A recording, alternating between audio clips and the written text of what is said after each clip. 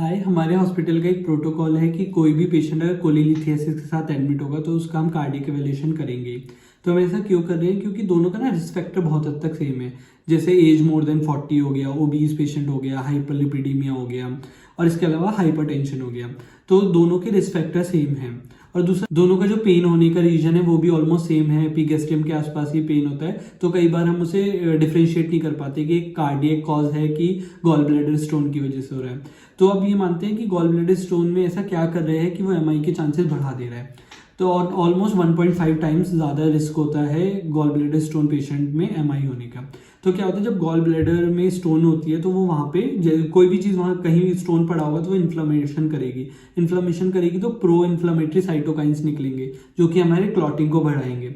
इसके अलावा endothelial damage dysfunction दोनों में ही होता है, एमआई में भी होता है और गॉल ब्लैडर स्टोन में भी होता है। जब एंडोथेलियल डिस्फंक्शन होता है तो हमें पता है एंडोथेलियम से नाइट्रिक ऑक्साइड बनना है, तो उसकी प्रोडक्शन जब कम हो जाती है उसकी वजह से क्या होता है, नाइट्रिक ऑक्साइड वेजोडाइलेशन करता है। अब नाइट्रिक ऑक्साइड कम हो रहा है तो वेजो कॉन्स्ट्रिक्शन करेगा।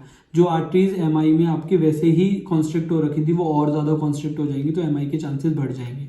इसके साथ साथ एमआई, स्ट्रोक्स वगैरह ये सारे चांसेस बढ़ते हैं। तो जो फैक्टर जो है ना गॉल ब्लैडर स्टोन की वजह से, फैक्टर 10 हो गया, फैक्टर 8 हो गया, फिब्रिनोजन हो गया, थ्रोम्बोक्सिन A2 हो गया, ये सारे ही बढ़ रहे हैं। ये सब क्या करेंगे, हाइपर कोगुलेबल स्टेट बनाएंगे और पेशेंट और ज़्यादा चांसेस हैं कि वो एमआई होगी उसको।